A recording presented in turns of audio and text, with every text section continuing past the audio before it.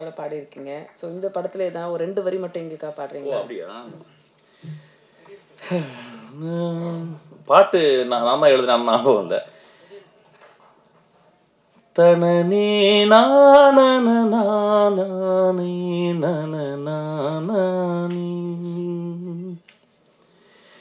தினநானி நனனி நானே நனநானி தனநானா தினநீனா நனநானே நானா தனனே நான. கடந்த ஒரு 4-6 படங்கள் எழுதும்போது, கிளைமேக்ஸ் எழுதும்போது எனக்கு வந்து ஹெமரேஜ் வந்துடும். அதாவது ஹெமரேஜ்னா ரத்தம் வரும். அப்படி அந்த அளவு இன்டென்ஸாக நான் எழுதுன ஆசைப்படேன். எழுத்து வந்து ரொம்ப ரொம்ப சின்சியரு. இப்போ எழுத்தை விட மியூசிக் ரொம்ப எனக்கு பிடிச்சிருக்கு. அனிமா என்னுடைய சினிமா வாழ்க்கை முடிந்து போனவருக்கு வீணை பாலச்சந்தர் மாதிரி என் வாழ்நாள் முழுதும் நான் வந்து மியூசிக்லே இருந்து செத்து போவேன்னு நினைக்கிறேன். ஆக்சுவலாக இந்த வாழ்க்கையில் வெற்றி அப்படின்றது ஒன்றுமே இல்லை. வெற்றி ஒன்றுமே இல்லைன்னா தோல்வியும் ஒன்றுமே இல்லை. இந்த வாழ்க்கையில் வாழ்ந்துக்கிட்டே இருக்கணும், நடந்து போய்கிட்டே இருக்கணும். நான் நிறைய பேரை பார்த்துக்கிட்டே இருக்கேன். இதே ரோட்டில் நான் ₹1 இல்லாமல், பஸ்ஸுக்கு காசு இல்லாமல் அப்படியே நடந்து, அப்படியே தேனாம்பேட்டை வரைக்கும் நடந்து போயிருக்கேன். இன்றைக்கி ரொம்ப பெருசாக சாதிச்சது மாதிரி நினைக்கவே இல்லை. ஆக்சுவலாக இன்றைக்கும் அதே மாதிரி தான் இருக்கேன். இன்றைக்கி எனக்கு ஒரு புத்தகம் வாங்குறதுக்கு அல்லது ஒரு நல்ல படத்தை பற்றி பேசுகிறதுக்கு யாரோ ஒரு நண்பன் இருந்தால் போதும். இந்த வாழ்க்கையில் வந்து பெருசாக நம்ம வந்து சாதிக்க போகிறோம்னு நினச்சிருக்கோம். யாருமே சாதிக்க முடியாது. சாதித்தவங்களாம் மிகப்பெரிய மனிதர்களுக்காக. இந்த படத்தில் கிளைமேக்ஸில் ஒரு டயலாக் எழுதியிருக்கேன். ஒரு நல்ல மனிதன், ஒரு சாதாரண மனிதன் தனக்காகவும் தன் குடும்பத்துக்காகவும் வாழ்கிறான். ஒரு நல்ல மனிதன் அடுத்தவர்களுக்காக இந்த உலகத்துக்காக வாழ்கிறான் அப்படின்றது. அது ரொம்ப கம்மி பேர் தான் பண்ண முடியும். ஆக்சுவலாக ரொம்ப கம்மி பேர் தான் பண்ண முடியும். நம்மளாம் பண்ண முடியுமான்னு தெரியல. ஆக்சுவலாக ஒரு சினிமாவில் 30 வருஷம் நட்பு இருக்குமா அப்படின்னா டவுட் தான். பெரிய பெரிய நட்பெல்லாம் இருந்திருக்கு, பிரிஞ்சிருக்கு ஒரு காலகட்டத்தில். அதாவது 2 பேரும் ஒன்றா வருவாங்க, திடீர்னு ஒருத்தர் உயரத்துக்கு போயிடுவார். அப்புறம் ஏதோ இந்த நட்பு தாங்காது. அப்படி ஏதோ ஒரு ப்ராப்ளம் வந்து, ஒரு காம்ப்ளெக்ஸ் வந்து, மனித இயல்பு தானே அது. ஆக்சுவலாக என்னடா கடவுள் நம்மளை வந்து இப்படி பண்ணிட்டானே, என்ன இந்த லக்கு அவருக்கு மட்டும் அடிச்சிருச்சு, எனக்கு ஏன் இது கிடைக்கல அப்படின்ற குழப்பம்லாம் வந்துடும் நட்பில். அந்த குழப்பமே இல்லாத ஒரு மனிதர் தான் ஸ்ரீகாந்த். ஆக்சுவலாக பூர்ணாவின் குழந்தையை இன்றைக்கி பார்க்கும்போது எனக்கு வந்து I was very mood. Actually அந்த குழந்தையுடைய காலை நான் தலையில் எடுத்து வச்சுக்கலாம். பூர்ணாவோட காலை நான் தலையில் எடுத்து வச்சுக்கலாம். அந்தளவு ரொம்ப நோம்புனாலும் ஒரு பெண். ஆக்சுவலாக வாழ்நாளில் ஒரு 10 பேரை நம்ம சந்திப்போம். ஒரு 100 வருஷம் நம்ம வாழ்ந்தோம்னா எனக்கு தெரிஞ்ச ஒரு 10 பேர் சந்திப்போம். அதுவும் பெண்களில் ஒரு 3 பேர் சந்திப்போம். அம்மா, தங்கச்சி, மனைவி, அதெல்லாம் தனி, மகள். அதுக்கப்புறம் வேற ஒரு மனுஷி ஒருத்தி வருவோம். அந்த மனுஷி வந்து நம்ம வாழ்க்கையில் வந்து ரொம்ப அன்பை கொடுப்போம். பூர்ணா அவ்வளோ அன்பு எனக்கு கொடுத்துருக்கோம். நான் பூர்ணா பார்க்கும்போதெல்லாம் அப்படியே ஆச்சரியப்படும். ஐயோ, இவ வயிற்றில் அடுத்த வருஷம் பிறக்கணும், அடுத்த ஜென்மத்தில் இவ தான் எனக்கு அம்மாவாக இருக்கணும். அவ்வளோ நல்லவர். அதனால் வந்து நான் ஏதாவது சொன்னும்போது பூர்ணா என் படத்தில் இருக்கணும். அவரை பற்றி தப்பாலாம் பேசுவாங்க, என்னையும் பூர்ணா பற்றி. அப்படிலாம் கிடையாது. ரொம்ப மேன்மையான பெண் அவர், ரொம்ப மேன்மையான பெண். அவள் வந்து கல்யாணம் ஆகணும்னு சொன்னால் அப்படி சந்தோஷப்பட்டேன். கோவம் வந்துச்சு. ஐயோ, எவ்வளோ பெரிய ஆக்ட்ரஸ், இன்னும் ஒரு 5 வருஷம் நான் நடித்து தொலைச்சிருக்கலாமேடி நீ அப்படின்னு சொல்லியிருந்தேன். அவளை பார்க்கும்போது, இன்றைக்கி வந்து பார்க்கும்போது எனக்கு அப்படியே சந்தோஷமாச்சு. அவள் கல்யாணம் பண்ணவோ அங்கே போயிட்டு துபாயில் போய் கல்யாணம் பண்ணியிருக்கேன். இங்கே இருந்தாலும் போய் அப்பப்போ பார்க்கலாம். ஆக்சுவலாக ஒரு எக்ஸ்ட்ரானரி ஆக்டர்ஸ். அந்த ஆக்டர்ஸ்னால் எங்கேருந்து வருது அப்படின்னு நான் பார்க்குறேன். எங்கே ஒருத்தங்க ஆக்ட் பண்ணுறாங்கன்னு பார்க்குறேன். இங்கிலீஷில் ஒரு டெஃபினேஷன் இருக்குது ஆக்டிங்க்கு வந்து, living truthfully in an imaginary சிச்சுவேஷன்றான். கற்பனையான ஒரு உலகத்தில் நீ நிஜமாக வாழணும், அதுதான் ஆக்டிங் அப்படின்றாங்க. அது எங்கே நிறைய பேர் ட்ரை பண்ணுறாங்க, நிறைய பேர்னால பண்ண முடியல. ஏன்னா ஏதோ ஒரு வகையில் மனசில் இருந்து இந்த சீனை நான் கரெக்டாக பண்ணிட்டேன்னா, இந்த சீனை வந்து சூப்பராக பண்ணிட்டேன்னா, இந்த சீன் பண்ணும்போது மூக்கு அப்படி ஆட்டிட்டேன்னா, உதற ஆட்டிட்டேன்னா ஆடியன்ஸ் கை தட்டுவாங்களா அப்படின்னு பார்க்குறாங்க. இந்த படத்தை வழங்குவதற்காக என்னை வந்து கேட்டாங்க. ரொம்ப எம்பாரசிங் மொமெண்ட் அது. ஆக்சுவலாக ராதாகிருஷ்ணன் சார் வந்து ரொம்ப நோபலாக வந்து கேட்டார். அப்புறம் நான் வந்து ஸ்ரீகாந்தோடைய கம்பல்ஷனில் அதை ஒத்துக்கிட்டேன். ஆக்சுவலாக நிறைய பேசும்போது என்னை பற்றி நிறையா பேசினாங்க. அது என்னுடைய படமாக நான் அதை பார்க்கல. ஆக்சுவலாக நான் ஒரு இசையமைப்பாளரை மட்டும் இருந்திருக்கேன், ஒரு கொஞ்சம் சீனில் நடிச்சிருக்கேன். அப்புறம் ஏற்கனவே 2-3 நியூஸ்லாம் வந்துச்சு. ஆக்சுவலி என் தம்பியை ரொம்ப நான் சப்போர்ட் பண்ணேன். ஆக்சுவலாக ரொம்ப வெக்கப்படுறேன். ஆக்சுவலாக நான் அப்படி பண்ண மாட்டேன். நான் வந்து 3வது படம் எழுதிக்கிட்டு இருக்கும்போது ஒரு நாள் கதவை திறந்து தம்பி வந்து நான் உங்கள்கிட்ட அசிஸ்டன்ட் டைரக்டராக ஜாயின் பண்ணுறேன்னொன்னே கீழே இருந்து செருப்பை தூக்கி அடிச்சிட்டேன். அது ஏன்னா வந்து நான் ஒரு அசிஸ்டன்ட் டைரக்டர் எப்படி எடுப்பேன்னா வந்து நிறையா பேர் அசிஸ்டன்ட் டைரக்டர் வந்து படித்தவங்கள எடுப்பாங்க. நிறைய படிச்சுட்டு நான் நிறைய படிப்பை பற்றி சொல்லுவேன். ஆனால் நான் அசிஸ்டன்ட் டைரக்டர் எடுக்கும்போது ரொம்ப எளிமையாக இருக்கணும்னு பார்ப்பேன், ரொம்ப ஏழையாக இருக்கணும்னு பார்ப்பேன். அப்பா இல்லாத அம்மா இல்லாத அசிஸ்டன்ட் டைரக்டரை அவனை எடுக்கணும்னு பார்ப்பேன். ஆனால் அந்த மாதிரி ஆளுங்களுக்கு தான் ஏதோ சமூகத்துக்கு ஏதோ ஒரு நல்ல கதை சொல்லணுன்ற ஒரு எண்ணம் இருக்கும். அந்த மாதிரி ஆளுக்கு தான் வந்து ஒரு கான்ஸ்டண்ட்டாக வந்து சினிமாவை நேசிக்கக்கூடிய ஒரு திறன் இருக்கும்.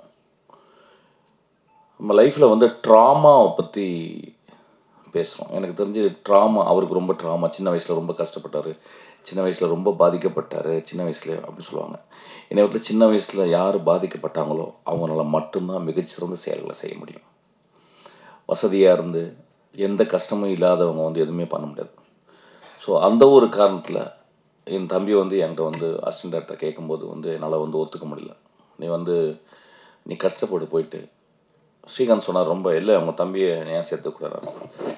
ஸோ நான் சொன்னது காரணம் வந்து எந்த காரணத்தை கூட நான் வந்து உனக்கு ஹெல்ப் பண்ணக்கூடாது. நீயா வந்து அதுவும் சினிமா வந்து ஒரு பெரிய கஷ்டமான ஒரு ஒரு அது நோ ரிட்டர்ன் பேத். அதுக்குள்ளே வந்துட்டோம்னா திரும்பி போகவே முடியாது.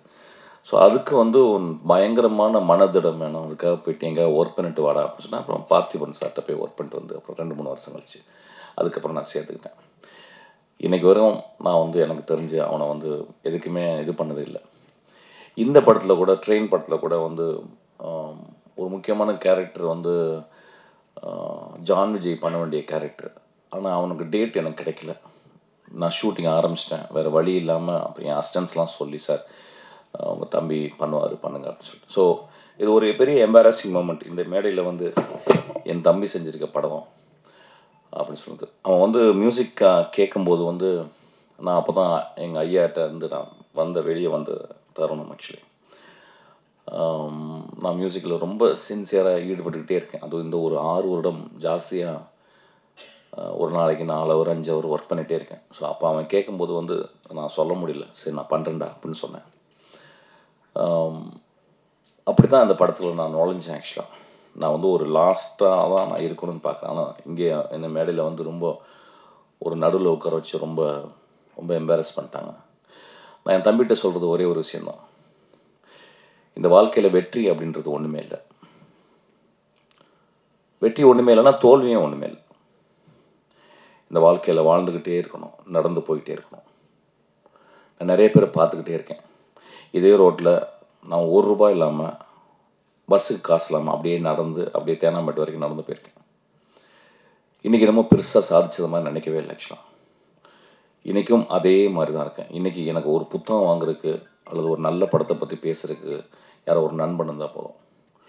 இந்த வாழ்க்கையில் வந்து பெருசாக நம்ம வந்து சாதிக்க போகிறோம்னு நினச்சிருக்கோம். யாருமே சாதிக்க முடியாது. சாதித்தவங்களாம் மிகப்பெரிய மனிதர்களுக்காக. இந்த படத்தில் கிளைமேக்ஸில் ஒரு டயலாக் எழுதியிருக்கேன், ஒரு நல்ல மனிதன் ஒரு சாதாரண மனிதன் தனக்காகவும் தன் குடும்பத்துக்காகவும் வாழ்கிறான், ஒரு நல்ல மனிதன் அடுத்தவர்களுக்காக இந்த உலகத்துக்காக வாழ்கிறான் அப்படின்றது. அது ரொம்ப கம்மி பேர் தான் பண்ண முடியும். ஆக்சுவலாக ரொம்ப கம்மி பேர் தான் பண்ண முடியும். நம்மளாம் பண்ண முடியுமான்னு தெரியல ஆக்சுவலாக. ஸோ அதனால தான் தம்பிகிட்ட சொல்லுவேன், இந்த மேடையில் நான் ஆரம்பிக்கும் அதான் சொல்கிறேன், இந்த படத்தினுடைய வெற்றியோ தோல்வியே கிடையாது. ஒரு படம் நீ ஜென்யூனாக நீ பண்ணியிருந்தேன்னா, அது என் தம்பிக்கு இல்லை, என் அசிஸ்டன்ட் டைரக்டர் இருக்க எல்லாருக்குமே அதான் சொல்லுவேன். ஏதோ ஒரு வகையில் சினிமா வந்து ஒரு பெரிய அழுத்தத்தை கொடுக்குது, ஓட்டப்பந்தயம் மாதிரி ஆயிடுது. என் அசிஸ்டன்ட் டைரக்டர் தான் சொல்லுவேன், ஓட்டப்பந்தயம் இல்லை சினிமா. நீ 10 வருஷம் 15 வருஷம் நீ வந்து படம் பண்ணாமல் கூட நான் ஒரு படம் பண்ணும்போது அந்த படம் வந்து எவ்வளோ ஒழுக்கமாக இருக்குது. அந்த படத்துக்குள்ள கேளிக்கைகள், அந்த படத்துக்குள்ள இன்ட்ரெஸ்டிங்கான விஷயங்கள் எல்லாமே நீ பண்ண. ஆனால் அந்த படம் ஏதோ ஒரு வகையில் ஒரு இமேஜோ ஒரு சீனோ அது வந்து மனசில் தச்சுக்கிட்டே இருக்கணும். அதை வந்து ட்ரை பண்ண அப்படின்னா அதை இந்த படத்தில் ட்ரை பண்ணியிருக்கான்னு நான் நினைக்கிறேன் ஆக்சுவலாக. ஸோ இந்த படத்தை பற்றி நான் வந்து பெருசாக நான் பேச போகிறதில்ல. இந்த படத்துக்கு வந்து முதல்ல இதை ப்ரொடியூஸ் பண்ண வந்த ராதாகிருஷ்ணன் சாருக்கு ரொம்ப நன்றி. அதுக்கப்புறம் அந்த படத்தை முழுக்க தோல் மேலே போட்டுக்கிட்டு சுமந்த திரு ஹரி அவருக்கு நன்றி. பூர்ணா, நான் விதார்த்தெலாம் பேசிட்டு அதுக்கப்புறம் பேசுகிறேன். விதார்த் வந்து நான் நீங்கள் பார்த்தோன்னே சொன்னேன், விதார்த்தம் வந்து என்ன பண்ணுறீங்க, நீ ஒரு 50 வருஷம் சினிமாவில் இருப்ப விதார்த். ஏன்னா இப்போ சினிமா இல்லைன்னா விதார்த் செத்து போய்டும். அந்த மாதிரி தான் அவன் சினிமாக்குள்ளேயே உழண்டு. நான் ஆக்சுவலாக படம் பண்ண வேண்டியது ஏதோ மிஸ் ஆயிடுச்சு. ஆக்சுவலாக ரொம்ப சின்சியரான ஒரு ஆக்டர், ரொம்ப நல்ல பையன், ரொம்ப எளிமையாக பழகக்கூடிய பையன். சில பேருக்கு, சில நடிகர்களுக்கு வந்து மூஞ்சியில் ஒரு லேண்ட்ஸ்கேப் இருக்கும்.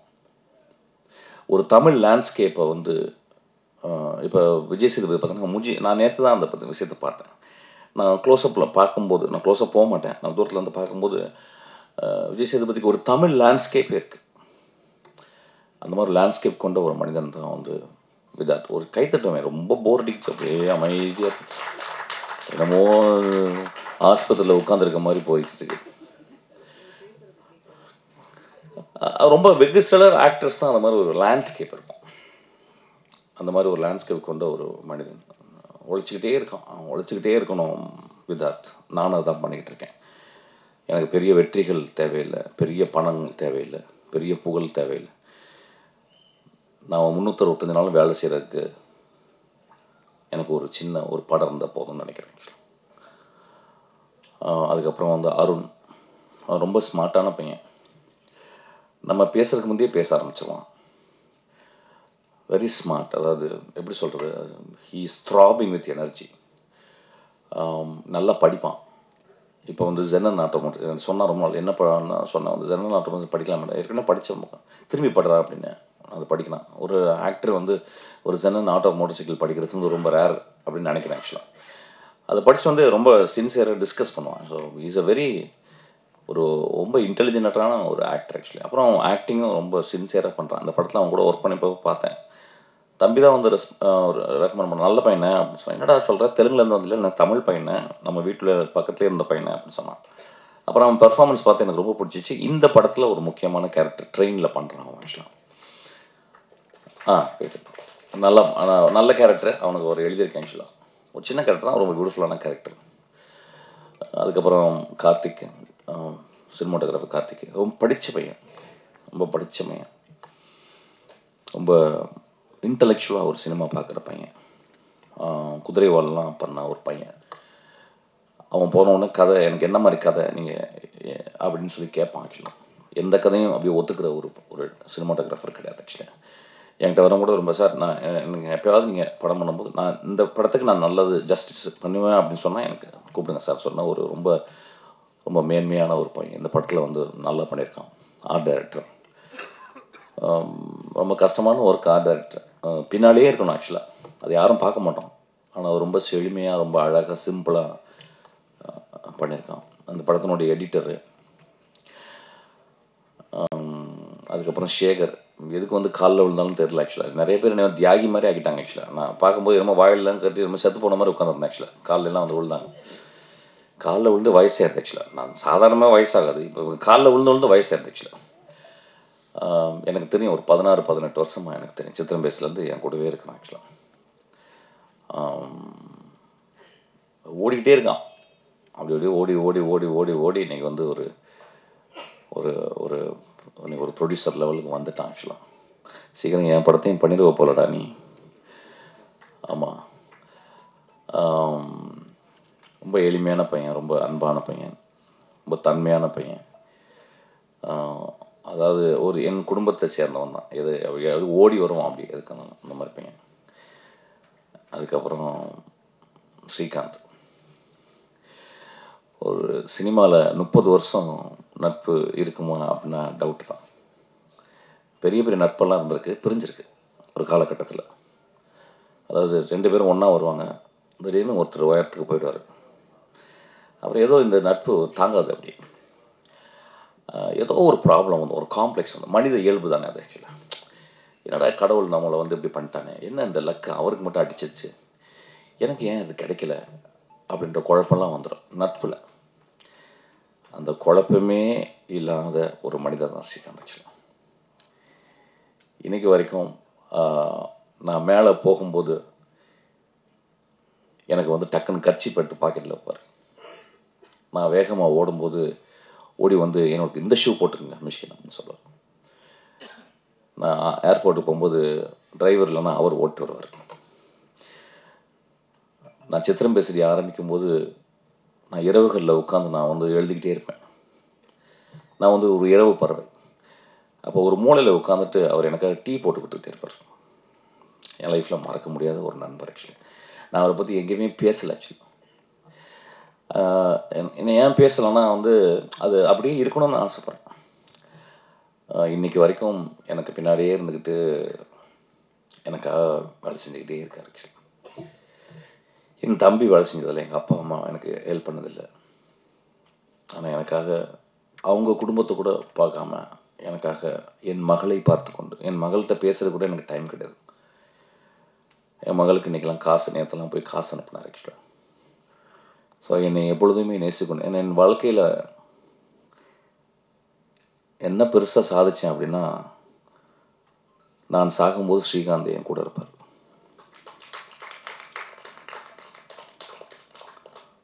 வாழ்க்கையில் ரொம்ப நட்பு முக்கியம் ஐயா. நட்பு கிடைக்கவே கிடைக்காது. அம்மா அப்பா அது ஒரு ஆக்சிடெண்ட்டில் குழந்தை பிறகுது. அதுக்கப்புறம் நம்ம வளர்ந்து அம்மா அப்பா பார்த்துக்குறோம். ஆனால் எந்த ஒரு பிரதி உபரமும் எதிர்பார்க்காம ஒரு நண்பன் கூடவே இருக்கிறான் அப்படின்னா, ஏதோ என்னை நேசித்து கொண்டே இருக்கிறான், ஏதோ என் நேசத்தில் ஒரு அர்த்தம் இருக்குது. நான் இது வரைக்கும் இந்தளவு ஒரு மனிதனை, ஒரு பெண்ணை நேசிச்சிருப்பேன்னு தெரியல. அந்தளவு நான் ஸ்ரீகாந்தை நேசிக்கிறேன். இன்றைக்கி தான் நான் சொல்கிறேன் ஆக்சுவலாக. இது என்ன பேசுகிறேன், இந்த இது இந்த இந்த காணொலியை பார்த்து என்ன ஆக போகுது அப்படின்னா, அதான் இப்போ எல்லாரும் பேசினாங்க, அந்த காணொலியை எவ்வளோ இன்ட்ரெஸ்டாக பார்ப்பாங்க அப்படின்னு எனக்கு தெரியல. ஆனால் ஏதோ ஒரு வகையில் பேசும்போது மனிதம், அன்பு ததும்பி வழிந்து கொண்டே இருக்கிறது.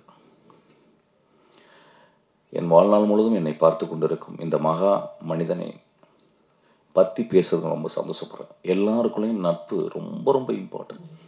அந்த நட்பு பிரிஞ்சிடும். ஒரு தடவை நட்பு பிரிஞ்சிருச்சு. ஒரு நாள் வந்து என்னை விட்டு போயிட்டார். ஒரு 4 வருஷம் கழித்து வந்து என்னுடைய பர்த்டே ஃபங்க்ஷன் அன்னைக்கு ஒரு 2 மணிக்கு திடீர்னு ஸ்ரீகாந்த் வந்து என்னை கெட்ட வார்த்தையாக திட்டுறார். திட்டிட்டு உட்காந்து அழுகுறார். என்ன சொல்கிறார், 4 வருஷம் என்னை பிரிஞ்சிட்டிங்களேன்னு சொல்லிட்டு. அப்போ என்னை கெட்ட வார்த்தை திட்டும்போது பக்கத்தில் இருக்கிறவங்க அவர் அடிக்க போகிறாங்க. அப்போ நான் சொல்கிறேன், டே உங்களுக்கு ஸ்ரீகாந்தை பற்றி தெரியாது, அந்த மாதிரி ஒரு மனுஷனை நீங்கள் லைஃப்பில் பார்த்துருக்க மாட்டீங்க. அவர் என்னை கெட்ட வார்த்தையில் திட்டலடா, தன்னை திட்டிக்கிறாரு அப்படின்னு. அதுக்கப்புறம் என் கூட வாழ்நாள் ஃபுல்லாக என் கூட இருக்கார். அதுக்கப்புறம் போயிட்டார். ஒரு வருஷம் போகும்போது காரில் போயிட்டே இருக்கும்போது ஒரு சினிமா தேட்டருக்கு போகிறேன். அப்போ என் மகள் உட்காந்து, அப்பா மாமா போகிறாருப்பா அப்படின்னு. ஏய் போய் போய் புட்றி அப்படின்னு. அவர் போயிட்டு அவரை போய் பிடிச்சா அவர் ஓன்னு உட்காந்து அழுகுறார். என் படங்களில் பார்த்தீங்கன்னா இந்த மாதிரி கருணையும் இந்த மாதிரி மனிதர்கள் தான் என் படத்தில் வியாபித்திருப்பாங்க. இந்த மாதிரி மனிதரை பற்றி தான் எழுதணும்னு நினைக்கிறேன் ஆக்சுவலாக. ஸோ அந்த மாதிரி ஒரு ஸ்ரீகாந்த் மேடையில் வந்ததே கிடையாது இது வரைக்கும். நான் வந்து 30 வருஷமாக 23 வருஷமாக நான் மேடையில் இருக்கேன். ஒரு மேடையில் கூட ஸ்ரீகாந்த் வந்ததே கிடையாது. இந்த மேடையில் எப்படியோ ஏற்றப்பட்டுட்டார். அதனால் நான் ஸ்ரீகாந்த் எனக்கு என்ன பேசுறதுன்னு தெரில. பேசிக்கலாம், நான் ரொம்ப பெரிய யோசிக்க மாட்டேன் என்ன பேசுனேன். ஓகே, நீ நட்பை பற்றி பேசுவோன்னு நான் பேசுகிறேன். அதுக்கப்புறம் வந்து பூர்ணாவின் குழந்தைய எனக்கு பார்க்கும்போது எனக்கு வந்து I was very mood actually. அந்த குழந்தையுடைய காலை நான் தலையில் எடுத்து வச்சுக்கலாம். பூர்ணாவோட காலை நான் தலையில் எடுத்து வச்சுக்கலாம். அந்தளவு ரொம்ப நாளும் ஒரு பெண் ஆக்சுவலாக. வாழ்நாளில் ஒரு 10 பேரை நம்ம சந்திப்போம். ஒரு 100 வருஷம் நம்ம வாழ்ந்தோம்னா எனக்கு தெரிஞ்ச ஒரு 10 பேர் சந்திப்போம். அதுவும் பெண்களில் ஒரு 3 பேர் சந்திப்போம். அம்மா, தங்கச்சி, மனைவி, அதெல்லாம் தனி, மகள். அதுக்கப்புறம் வேற ஒரு மனுஷி ஒருத்தி வருவோம். அந்த மனுஷி வந்து நம்ம வாழ்க்கையில் வந்து ரொம்ப அன்பை கொடுப்பேன். பூர்ணா அவ்வளோ அன்பு எனக்கு கொடுத்துருக்கான். நான் பூர்ணா பார்க்கும்போதெல்லாம் அப்படியே ஆச்சரியப்படும். ஐயோ, இவ வயிற்றில் அடுத்த வருஷம் பிறக்கணும், அடுத்த ஜென்மத்தில் இவ தான் எனக்கு அம்மாவாக இருக்கணும். அவ்வளோ நல்லவ. அதனால் வந்து நான் ஏதாவது சொன்னும்போது பூர்ணா என் படத்தில் இருக்கணும். அவரை பற்றி தப்பாலாம் பேசுவாங்க, என்னையும் பூர்ணா பற்றி. அப்படிலாம் கிடையாது. ரொம்ப மேன்மையான பெண் அவர். ரொம்ப மேன்மையான பெண். அவள் வந்து கல்யாணம் ஆகணும்னு சொன்னால் அப்படி சந்தோஷப்பட்டேன். கோவம் வந்துச்சு. ஐயோ, எவ்வளோ பெரிய ஆக்ட்ரஸ், இன்னும் ஒரு 5 வருஷம் நான் நடித்து தொலைச்சிருக்கலாமேடி நீ அப்படின்னு சொல்லியிருந்தேன். அவளை பார்க்கும்போது இன்றைக்கி வந்து பார்க்கும்போது எனக்கு அப்படியே சந்தோஷமாச்சு. அவள் கல்யாணம் பண்ணவோ அங்கே போயிட்டு துபாயில் போய் கல்யாணம் பண்ணியிருக்கேன். இங்கே இருந்தாலும் போய் அப்பப்போ பார்க்கலாம். ஆக்சுவலாக ஒரு எக்ஸ்ட்ரானரி ஆக்டர்ஸ். அந்த ஆக்டர்ஸ்னால் எங்கேருந்து வருது அப்படின்னு நான் பார்க்குறேன். எங்கே ஒருத்தவங்க ஆக்ட் பண்ணுறாங்கன்னு பார்க்குறேன். இங்கிலீஷில் ஒரு டெஃபினேஷன் இருக்குது ஆக்டிங்க்கு வந்து, living truthfully in an imaginary சிச்சுவேஷன்றான். கற்பனையான ஒரு உலகத்தில் நீ நிஜமாக வாழணும், அதுதான் ஆக்டிங் அப்படின்றாங்க. அது எங்கே நிறைய பேர் ட்ரை பண்ணுறாங்க, நிறைய பேர்னால பண்ண முடியல. ஏன்னா ஏதோ ஒரு வகையில் மனசில் இருந்து இந்த சீனை நான் கரெக்டாக பண்ணிட்டேன்னா, இந்த சீனை வந்து சூப்பராக பண்ணிட்டேன்னா, இந்த சீன் பண்ணும்போது மூக்கு அப்படி ஆட்டிட்டேன்னா, உதற ஆட்டிட்டேன்னா ஆடியன்ஸ் கை தட்டுவாங்களா அப்படின்னு பார்க்குறாங்க. சில பேர் நடிக்கும்போது அப்படியே மறந்துடுறாங்க சுயத்தை. அந்த சுயத்தை மறக்கிறவங்க எல்லாமே ஒரு பெரிய ஆக்ட்ரஸ். அந்த மாதிரி சுயத்தை மறக்கக்கூடிய ஒரு ஆக்ட்ரஸ் வந்து ஒரு ஆக்டர் வந்து நான் பூர்ணாவை சொல்லுவேன். சவரகத்தை எழுதும்போது எங்கள் அம்மாவை எக்ஸாக்டாக அம்மா வச்சு தான் எழுதினேன். அவங்க மலையாளம் பேசுகிறவங்க, தமிழ் பேச வர்றது. அம்மாவுடைய ஸ்லாங் ரொம்ப ஸ்ட்ராங்கான ஒரு ஸ்லாங், ஒரு ஆக்சென்ட்டோட ஒரு ஸ்லாங், ஒரு காரைக்குடி ஸ்லாங். அது தம்பி போய் சொல்லி கொடுத்தான். 35 நாள் பூர்ணா ப்ராக்டிஸ் பண்ணிகிட்டே இருந்தான். அதுக்கப்புறம் அந்த படத்தினுடைய டப்பிங்கே நான் பூர்ணாவே பண்ண சொன்னேன். அந்தளவு ஒரு டெடிக்கேட்டட் ஆர்டிஸ்ட். அதனால் அந்த டெடிக்கேட்டட் ஆர்டிஸ்ட் எப்பயுமே கூட இருக்கணும். ஒரு பூ மாதிரி எப்பயுமே கூட எங்கள் லைஃப்பில் இருக்கணும். அதனால் என் தம்பியும் அவனும் எப்பயுமே அந்த மாதிரி. நான் இன்னும் உடம்பு சொன்னான், நான் இன்னும் உடம்பு இன்னும் பரவாயில்லப்பா, நீ குழந்தை பத்துக்கு உடம்பு பெருசாக இருக்கும், இன்னொரு நாள் நீ ஒல்லியார். அந்த நாய் சாகுற வரைக்கும் நான் ஆக்ட் பண்ணணும்னு ஆசைப்பட்றேன். அவ்வளோ அவ்வளோ அவ்வளோ ஜென்யூனான ஆக்டர்ஸ் இவங்க. பாவனா. ஸோ எனக்கு திரும்பியும் பூர்ணாக்க கதை எழுதுவேன் நினைக்கிறேன். ஐ திங்க் எந்த படம் கிடைக்காதுனாலும் என் படத்தில் கேரக்டர் இருப்பான்னு நினைக்கிறேன். ஸோ அதனால் ஐம் ஸோ மூவ்ட். இன்றைக்கி ஒரு பூர்ணாவை தாயாக பார்க்கும் பொழுது நான் ரொம்ப சந்தோஷப்படுறேன். அவள் வந்து என் குழந்தை, அந்த குழந்தை தூங்குற குழந்தை என் காலில் தொட்டு கும்பிட சொல்கிறான். என் குழந்தையோட உன் குழந்தை நல்லா வாழணும்னு நான் கடவுள்கிட்ட வேண்டிப்பேன். அப்புறம் தம்பியை பற்றி ஃபஸ்ட்டு பேசி திரும்பி வந்தேன். ரொம்ப எளிமையான பையன், கொஞ்சம் நிறைய தத்துன்னு பேசினான். ஆக்சுவலாக பேச ஆசைப்பட்றான், படிக்கிறான். இப்போ தான் படிக்கிறான். ரொம்ப செஞ்சு வாழ்க்கை கஷ்டம் தெரியுது. மொழி செழுமையாக இல்லை, அந்த மொழியில் மீனிங் இருக்குது, அர்த்தங்கள் இருக்குது. அதை நோக்கி போய்கிட்டு இருக்கேன். இன்னும் படிக்க வரும்னு நினைக்கிறேன். ஒரு கதை, ஒரு கயிறு மேலே நடக்கிற மாதிரி தான் ஒரு கதை. நான் அந்த கதையை எடுப்பேன்னு தெரியல. ஏன்னா ஒரு எழுத்தாளர், ரொம்ப முக்கியமான ஒரு எழுத்து, ரொம்ப அருமையான ஒரு மனிதர் அவர் ஆக்சுவலி பேசிக்கலாம். ஸோ அவருடைய கதை வந்து என்ன சொன்னான், எனக்கு ரொம்ப சந்தோஷமாச்சு. ஒரு நாவல்லேருந்து எழுதுறியாடா, ஓகே, அது வெற்றிமாறன் கேட்பான். வெற்றிமாறன் தான் பண்ணுவான், நீ பண்ணிட்டேடாத, சரி ரைட்டா அப்படின்னு சொல்லிட்டு அப்புறம் வந்து கதை கடைசி வரைக்கும் சொன்னான். ஆனால் நீங்கள் வந்து தலையிடவே கூடாது அப்படின்ட்டான். சரிடா, அது ஸ்கிரிப்டாக கூட இல்லை, நான் ஸ்கிரிப்ட் கொடுக்க மாட்டேன்னா அப்படின்ட்டான். சரி ரைட், நல்லதுடா. அந்த பிடிவாதம் இருந்தால் நீ வந்து லைஃப்பில் வந்துடுவேன். கடைசி வரைக்கும் ஸ்கிரிப்டை காட்டவே இல்லை. அப்புறம் வந்து சும்மா மேலகமாக சொன்னான். அப்புறம் படத்தை காட்டினான். ஏன்னா நான் படத்தை காட்டி தானே அவனை, நான் தான் மியூசிக் பண்ணோம். படம் பார்த்து நல்ல படம் அப்படிலாம் சொல்ல மாட்டேன் அவங்கள்ட்ட. நான் சும்மா அது தம்பியை இது பண்ணுற மாதிரி. ஆனால் நிறைய இடங்களில் வந்து ரிஸ்க் எடுத்திருக்கான். ஒரு பெண் உடைய பிறழ்வு, அவள் பெண் அப்படியே அந்த காமத்துக்குள்ளே போகிறது, காமமாக தெரியாமல் கஷ்டப்படுறது, நல்ல ஒரு மெச்சூரான கதைகள். நிறைய என்ன கதைகள் சொல்கிறோம் அப்படின்றது வந்து ரொம்ப பெரும் குழப்பம் இருக்குது. அதனால் இப்போ வந்து நான் பார்த்துட்டேன். இப்போ நிறைய படங்கள் பார்த்தீங்கன்னா இந்த வீடியோ கேம் மாதிரி கண்டினியூஸாக சுட்டுக்கிட்டே இருக்காங்க. கொடன்னு சுட்டுக்கிட்டே இருக்காங்க. ஹெலிகாப்டர் சம்மந்தமே இல்லாமல் வீட்டுக்குள்ளெல்லாம் வருது. ஏன் வருதுன்னே தெரில. என் படத்துலையும் கிளைமேக்ஸில் ஒரு சின்ன ஹெலிகாப்டர் வேணும்னே அப்படி வர வச்சுட்டு போயிட்டுருக்கேன். அதுக்காக தானு சார் சொன்னேன் எளிய கண்ணுக்கு அவ்வளோ. தானு சார் எப்படின்னா எதை கேட்டாலும் 100 தந்துடுறாரு. நான் ஒன்று சார் ஒரு வண்டி 100 வண்டி அனுப்பிடுறேன்ப்பான்றாரு. நான் ஹெலிகாப்டர்னு சும்மா சொன்னேன். உடனே வந்துட்டு அவர் ஹெலிகாப்டர் கொண்டாந்தனப்பான்னு போயிட்டார். சார் இல்லை சார், நான் வேணும்னே என் படத்தில் தூரத்தில் ஒரு ஹெலிகாப்டர் வர மாதிரி காட்ட போகிறேன் சார் அப்படின்னு நான் சொல்லியிருக்கேன் ஆக்சுவலாக. ஸோ என்ன கதைகள் பண்ணுறதுன்னே தெரியல. அப்புறம் இந்த பையன் என்னங்க புரியல 10 நிமிஷம். அப்புறம் இவன் வந்து ஒரு கதை, ஒரு ஒழுக்கம், ஒரு நியாயம் அதில் இருக்குது. அது எப்படி பண்ணுனா, அது எப்படி சுவையாக இருந்துச்சுன்னா ஆடியன்ஸ் தான் வர்டி கொடுக்கணும். நான் சொல்லக்கூடாது. இங்கே நிறைய பேர் சொன்னாங்க நல்ல படம், நான் அப்படிலாம் சொல்ல மாட்டேன்.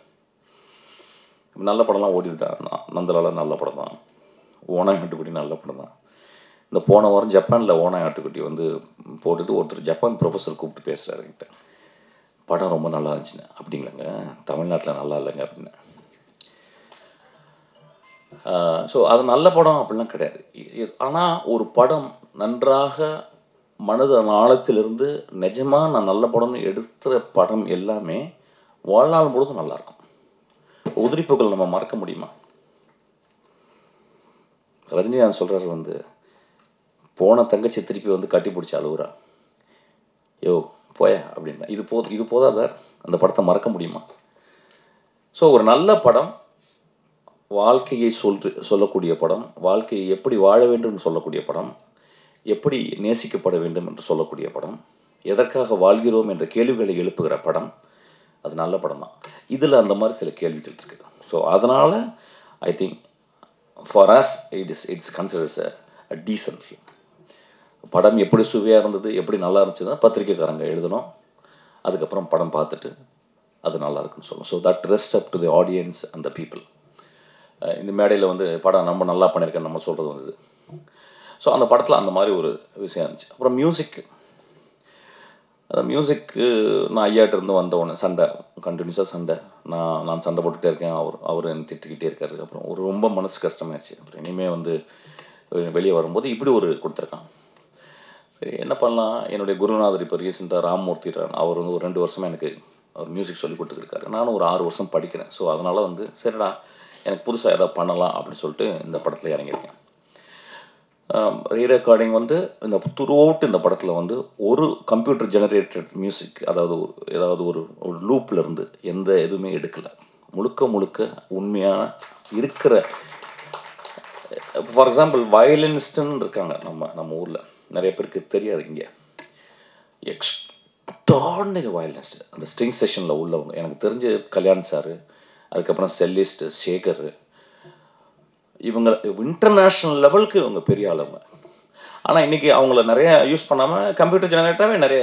ஆனால் இந்த படத்தில் அப்படி இல்லாமல் முழுக்க ஒரு லைவ் இன்ஸ்ட்ருமெண்ட்லேயே பண்ணணும்னு சொல்லிட்டு நான் பண்ணியிருக்கேன் ஆக்சுவலாக. அப்புறம் ஒரு பரவாயில்லாமல் பண்ணியிருக்கேன். ஒரு 36 மார்க்குக்கு ஒரு ரீரெக்கார்டிங் பண்ணியிருக்கேன். நான் எப்போயுமே அப்படி தான் எய்ம் பண்ணுவேன், 36 மார்க்கு வந்தால் போதும் அப்படின்னு. அந்த மாதிரி ஒரு 36 மார்க் எய்ம் பண்ணியிருக்கேன். ஒரு 5-6 பாட்டு போட்டிருக்கேன். பாட்டு வந்து எப்பயுமே சின்ன வயசுலேருந்து பாடிட்டே இருப்பேன், நான் கம்போஸ் பண்ணிகிட்டே இருப்பேன், நான் எழுதி பாடுவேன். அந்த மாதிரி இதில் வந்து எனக்கு ரொம்ப இதில் பிடிச்ச பாட்டு வந்து ஒரு கடவுளுக்கு ஒரு கோரிக்கை அப்படின்ற ஒரு பாட்டு, ஒரு தினவு பாட்டு எனக்கு ரொம்ப பிடிச்ச பாட்டு. அது வந்து இந்த படத்தில் கம்போஸ் பண்ணியிருக்கேன். அதுவும் ஒரு 36 மார்க்கு பாஸ் போடலாம். 100 மார்க் வாங்கவே முடியாது. 100 மார்க் வாங்கக்கூடிய ஒரே மனிதர் இளையராஜா மட்டும்தான். அவர் அதுக்கப்புறம் ஒரு Rahman. So I cannot think about walking equal to them. They are far ahead actually. ஒரு இன்ட்ரெஸ்ட்டில் இந்த படத்தை நான் பண்ணியிருக்கேன் மியூசிக்கு. இப்போ இந்த படத்துக்கும் அந்த பாட்டை கேட்டுட்டு தானு சார் சொன்னார், தம்பி இந்த படத்துக்கு நீங்களே பண்ணிருங்கன்னாரு. இந்த படத்தை பண்ணுறேன். 2 பேரை பற்றி நான் சொல்லணும். இந்த படத்தை நான் பண்ணிக்கிறதுனால இப்போவே ப்ரமோஷன் ஆரம்பிச்சிடலான் இருக்கேன். நான் பார்த்து இவ்வளோ வருஷம் 23 வருஷம் நான் ஒரு நிறைய ப்ரொடியூசரோடு பழகிருக்கேன். தானு சார் மாதிரி ஒரு ப்ரொடியூசர் நான் பார்த்ததே இல்லை. என்னை ஒரு குழந்தை மாதிரி பார்த்துக்கிறார். யூஸ்வலாக எந்த ப்ரொடியூசரும் எனக்கு பிடிக்காது ஆக்சுவலாக. நான் ஒர்க் பண்ண ப்ரொடியூசர்லாம் நான் ரொம்ப மோசமானவன் அப்படின்லாம் சொல்லுவாங்க. நிறைய செலவு பண்ணுறேன் அப்படின்னாங்க. அதெல்லாம் பொய் அப்படின்னு அவர் சொல்கிறார் ஆக்சுவலாக. அந்தளவு என்னை பத்திரமா பார்த்துக்கிறாரு. அப்புறம் என் தம்பி விஜய் சேதுபதி, இந்த படத்துக்கு வந்து நான் வந்து எனக்கு அவ்வளோ சின்சியராக ஒர்க் பண்ணுறான். இந்த கதையும் கிட்டத்தட்ட இன்ட்ரோல் வரைக்கும் நான் முடிச்சிட்டேன் ஆக்சுவலாக. எடிட் பண்ணி பார்த்தேன். ரொம்ப எக்ஸ்ட்ரானரியாக பண்ணியிருக்கேன். எனக்கு ரொம்ப சந்தோஷம். விஜய் சேதுபதி வந்து இன்னொரு பரிமாணம் விஜய் சேதுபதிக்கு இந்த படத்தில் கொடுத்துருக்கான். இந்த படம் டெவில்ன்ற படம் நல்லா இருந்தால் மட்டும் நல்லா இருக்குன்னு எழுதுங்க. நல்லா இருந்தால் மட்டும் இந்த படத்தை பார்த்து பக்கத்து வீட்டில் சொல்லுங்கள், இந்த படம் ஓடட்டும். நன்றாக இருந்தால் இந்த படம் ஓடும் தம்பி, நன்றாக இல்லாட்டினா ஓடாது. ஓடாட்டினா பரவாயில்ல, ஓடு, நீ ஓடு, ஓடிக்கிட்டே இரு. வாழ்க்கையில் வெற்றியும் இல்லை, தோல்வியும் கிடையாது. வாழ்க்கையில் ஓடிக்கிட்டே இருக்கணும். யாராவது கொஞ்சம் டீசெண்டாக கேட்டிங்கன்னா நல்லாயிருக்கும். 2 கொஷின் மட்டும், நேரம் கருதி 2 கொஷின் மட்டும். மிஸ்கின் சார், only 2 கொஷின்ஸ் தானா? அடுத்து படம் இருக்குது, அடுத்து ப்ரெஸ் மீட் இருக்குது. அதனால் மைக் கொடு.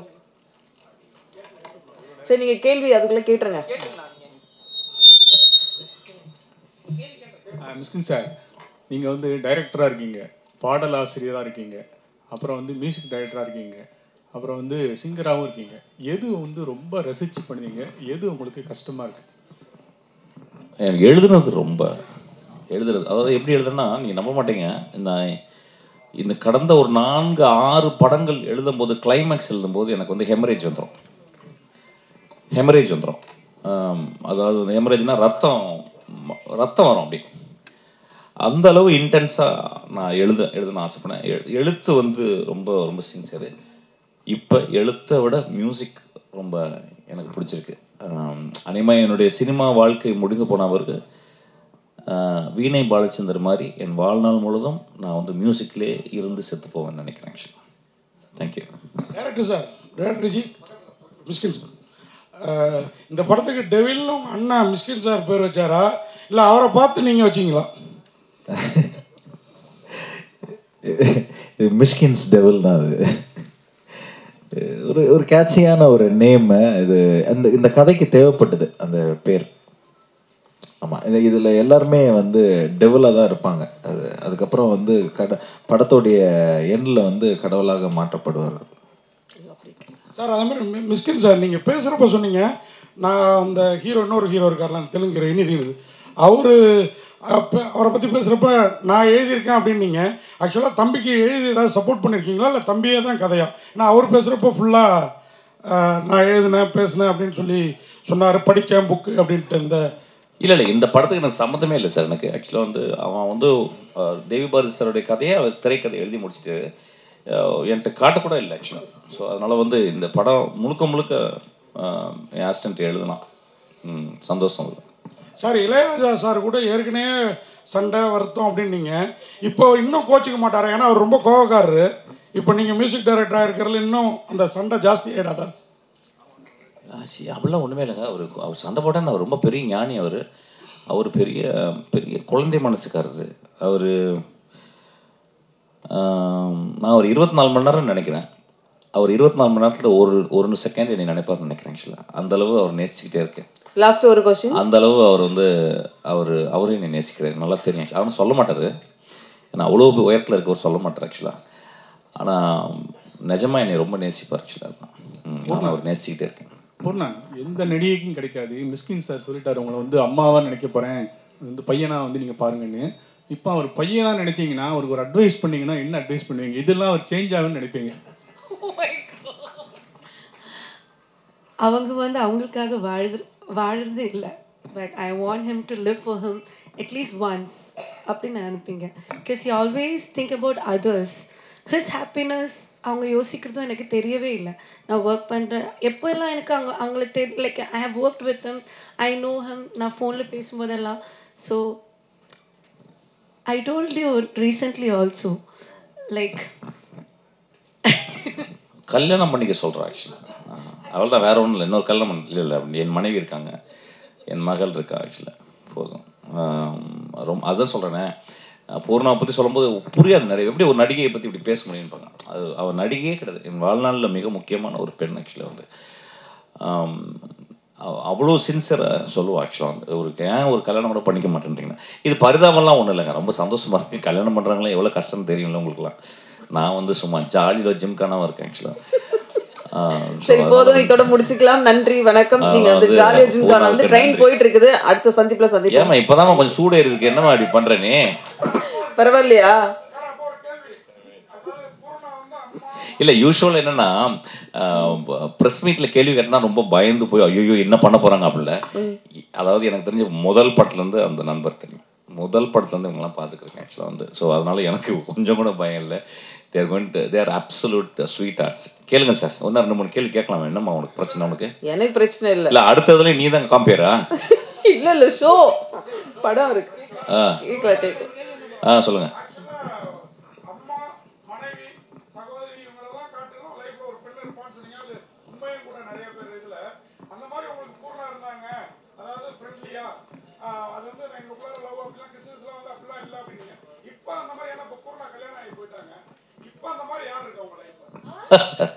என் மகள் இருக்கா ஆக்சுவலாக, பயங்கரமாக லவ் பண்ணிக்கிட்டு இருக்கேன் அவள் ஆக்சுவலாக. மகள்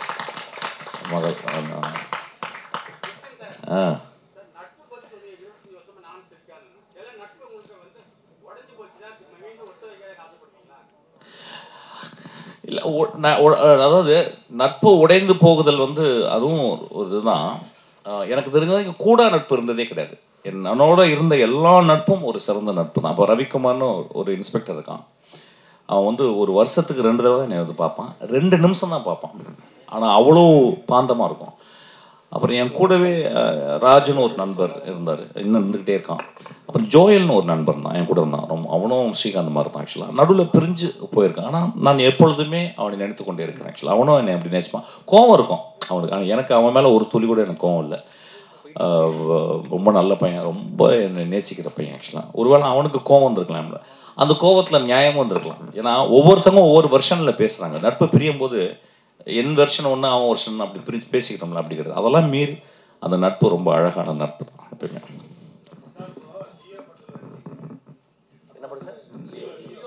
இப்போ தான் வருது, நான் அப்போவே முடிச்சிருக்கலாம்னு நினைக்கிறேன் ஆக்சுவலாக.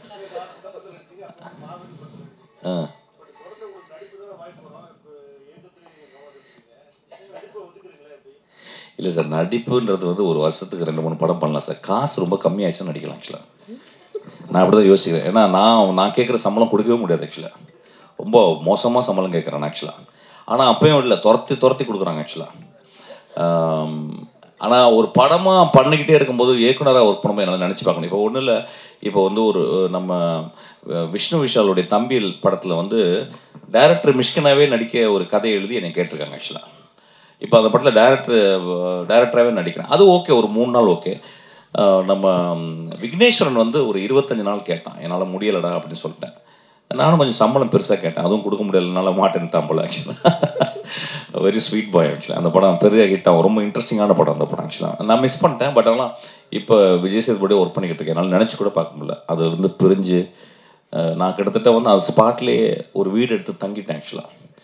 ஸோ அந்தளவு அங்கே ஒர்க் பண்ணிக்கிட்டு இருக்கோம். So I cannot think about இன்னொரு படத்தில் போயிட்டு இப்போ நடிக்கிறதுக்கு டைமே கிடையாது. எதுலங்க? இல்லை நான் விஜய் சேதுபதி படத்தில் நான் வந்து டைரக்டராக தான் இருக்கிறேன். ஓகே, நன்றி. ஒரு குரூப் ஃபோட்டோ.